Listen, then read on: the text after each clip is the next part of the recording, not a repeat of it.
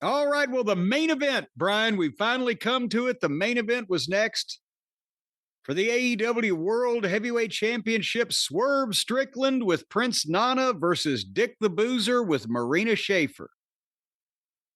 And the bell rang to start this match at 3 hours and 50 minutes into the pre-show, or into the show, plus the pre-show is what I'm trying to say. So they're going over 4 hours with this thing in the ring, plus the couple of matches and miscellaneous conversation they've talked about before. And it was late. I mean, you just say how long it went. It was already after 11:30 on a Sunday night. So most people are getting ready to either, go to work or do something early in the morning. So it was not they went to the main event and then they went along with it right before 12 o'clock. Yeah, Eastern time. And after 4 hours of chaos on this show, they started with Moxley and Swerve getting in the middle of the ring and doing mat wrestling and grappling like one of those tournaments in Newport that Moxley gets choked out in. And then after they decided, okay, we've done this a little bit, so that feeds Moxley's fantasy of being a member of the Gracie family. Then they went to the floor, and they were on the floor for a while. And Shafir did this a couple times. She interferes and just buries Prince Nana. He's out there. He's at ringside. He sees her interfere. I used to, when I was a babyface manager, I used to have to watch that. If there was a heel manager, Heyman would work with me because he knew I was coming for him also if he did it. So he'd only do it when we'd called for it previously and I had a place to be. Other heel managers and or sycophants would not give a shit, and I'd have to go over there and fucking try to goddamn stand my ground. But Nana, it's a girl. I don't care if she's a fucking shooter. It's Prince fucking Nana. He could pick something up and swing it at her, but he's got to just stand there and do nothing. They should not have the girl interfering unless he is occupied. Moxley tried to do a bunch of shit that he can't do. They were outside on the floor forever. Moxley threw Swerve over the desk so Swerve could crawl under the desk and get his color, which apparently was a pap smear and dried up shortly afterwards. And this was not a no disqualification match. They just stay on the floor and they use all the shit because Moxley is such a garbage wrestler that he can't have a match. So he just buries the referee and shits on the opponent and the match itself. There's no art to this. It's his masturbatory fantasies of the tough guy that he believes he is, probably because of his unhappy upbringing. Like with Tony Halm and Donald Trump, we found out if you don't have a happy home life when you're a kid, it can mentally fuck you up. Moxley did a DDT on the stairs to him and gave him a pile driver and got a 2 count. Then he bit some of the blood before it dried up and flipped the fans' birds. Then they traded forearms. I will say that the fans definitely wanted to see Moxley lose. Possibly not in the traditional heel way, but more in the please make this whole thing go away mode. But so both of them were down. Marina Shafir gets the briefcase because the belt allegedly is still in the briefcase. And Brian, did you see at the top of the match before the bell, the referee held the briefcase up instead of the belt? It's so fucking ignorant. In his mind, everybody's loving this. So Marina gets in the ring with the briefcase with the referee staring at her. Said, get out of here. And Nana gets in and yells at her face to face.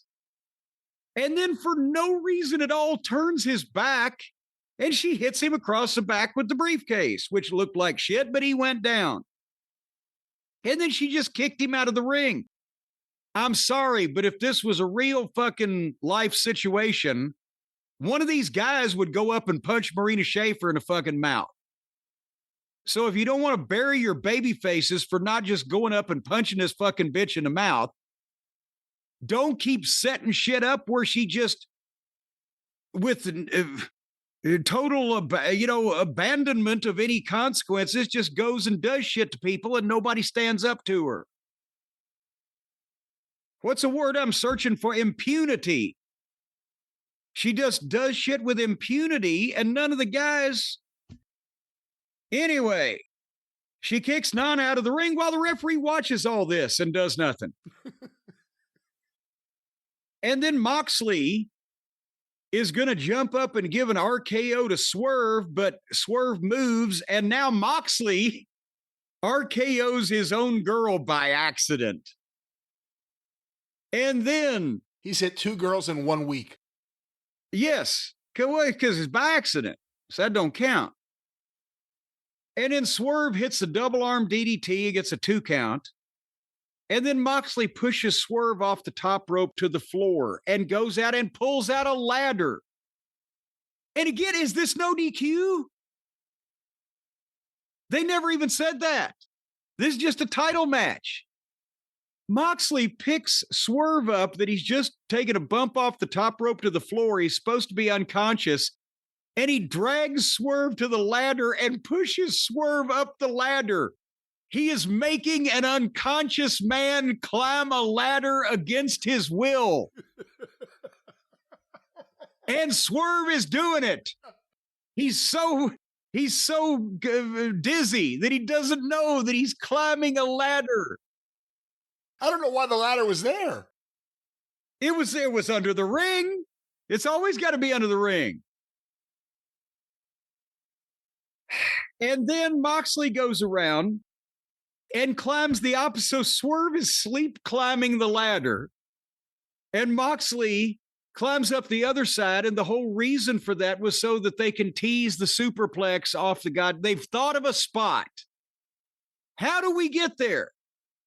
In the middle of Gone with the Wind, how do we break out into a musical from the 70s? Well, we'll just do it. It doesn't make any sense. And everybody goes, what the fuck? But they'll love the musical. So Swerve's blood is dried up. Moxley was trying to bite it a little bit. Moxley tries to superplex him off the ladder through the announce desk, but Swerve fought out and had Moxley hanging there upside down and gave Moxley the double foot stomp off the ladder through the desk. And then, of course, it took a while for him to get back in the ring after taking a bump like that, one would imagine. But once they got back in the ring, fortunately, they were all right enough that they could start trading forearms.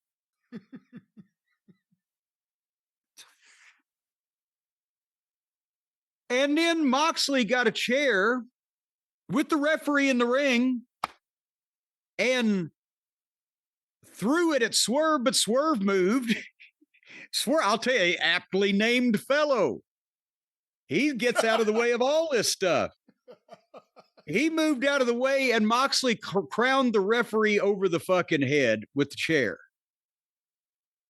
Now, I know that the referee is down with brain damage, but when he would wake up, one would think that he would call for a disqualification. But we'll come back to him. Swerve hits a big move on Moxley, but there's no referee. And then suddenly here comes Hangnail Adam Page, and he comes down and gets on the apron of the ring, and as both Swerve and Dick the Boozer are standing up, he's going to buckshot one, but he's looking at Moxley, but then he's looking at Swerve, and which one's he going to fucking buckshot? Well, we don't know. Because here come the Boar Horsemen, Claudio and Pac and Wheeler again. And they start fighting Page, but Page makes a comeback and dumps all of them out of the ring and hits the dead eye on Moxley. So the Swerve, the babyface, in a world title match is getting help from another one of the babyfaces.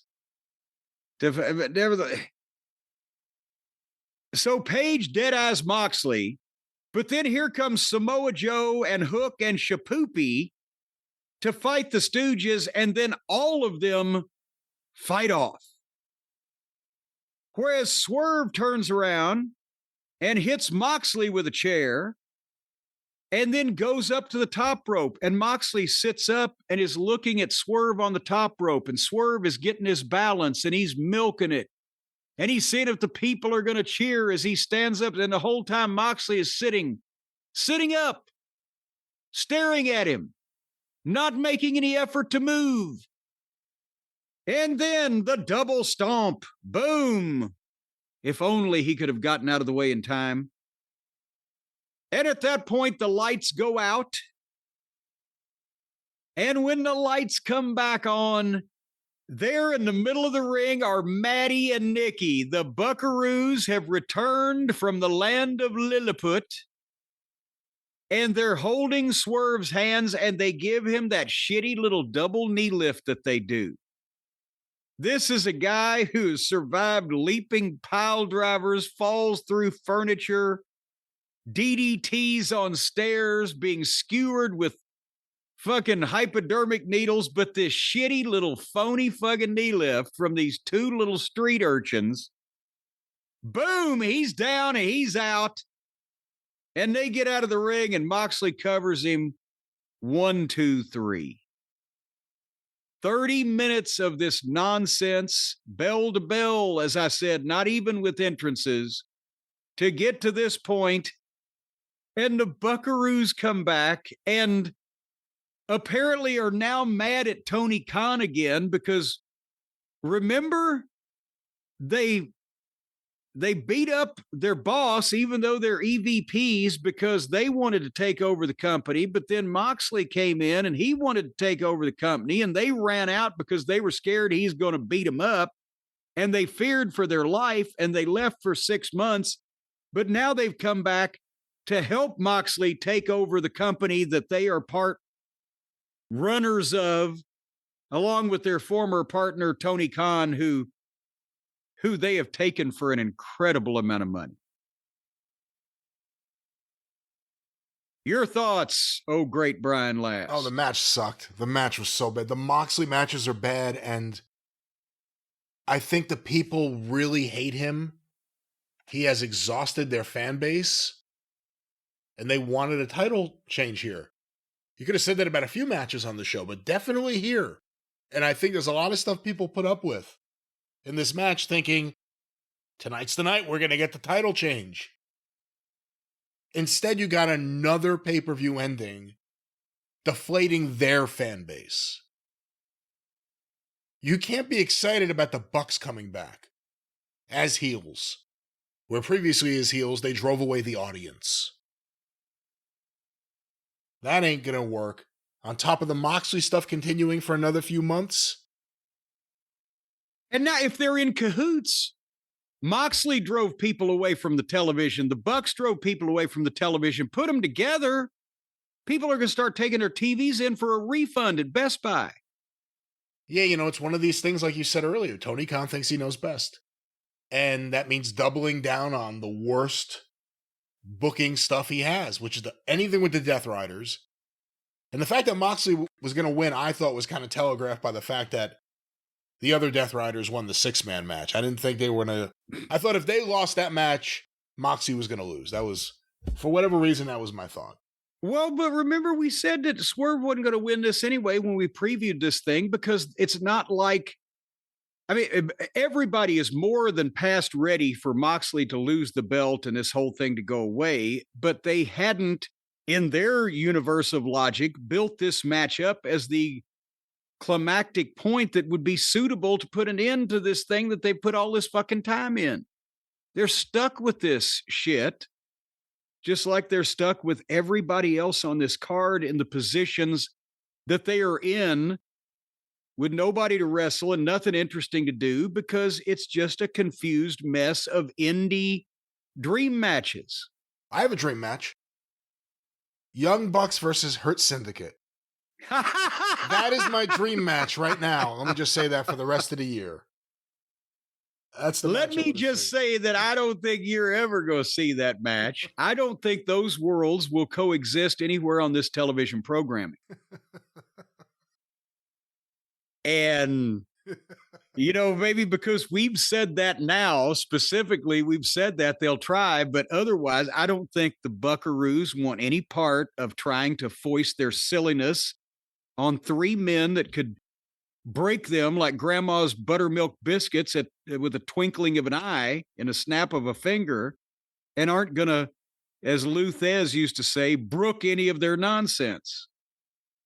They might try it now that we've said that, and I want to see how that works out for them. Well, there it is, another AEW Dynasty, and like I said, another ending that deflated fans. They're leaving people unhappy at the end of their events. Chasing a heel with a belt is one thing. When your fan base just doesn't want to see any more of the universe around that heel, it's a different kind of problem. Well, and as we've talked about so many times, when he can't have a fucking match without the garbage, when everything has to be no DQ, when everything's done, when you do things right in front of the referee, subliminally, you're putting into people's mind that the promotion is responsible. Why? And they have matches on this card, or at least one match, Cole and Garcia, where they had no interference allowed. Okay, well, if you can stop it, then you can stop it anytime. So when the people are sitting there watching the referee stand slack-jawed when a bunch of heels gang up on one babyface because it's no DQ, and nobody ever tries to come, people just get disgusted with it.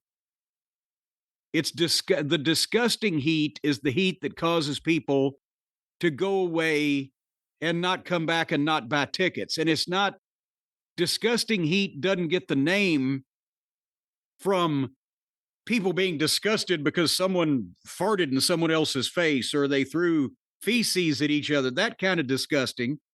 It's disgusted like, I'm fucking tired of this. I'm fed up. It always happens this way. They won't do anything about it. They just do whatever they want to my hero or whatever. And it's always flat at the end and nobody tries. Plus, that was disgusting heat existed in wrestling before that it was so obviously fucking fake. So now imagine how disgusted some people get when they do disgusting heat. The people think, this is all fake. They could have just not done that. But instead they chose to do this. That's even worse. Yeah, then you get resentment. Yeah, resentment heat. So with the wrestlers and the booker and the promotion. I'm starting to resent these son of a bitches that I have to spend 4+ hours going through this stuff. It would be a little more tenable if it was just a wee bit shorter. In the house, too. I heard from people who went there who actually enjoyed it. And they were like, I was ready to go a few matches before the end. I was so tired. I'm so tired of being alone.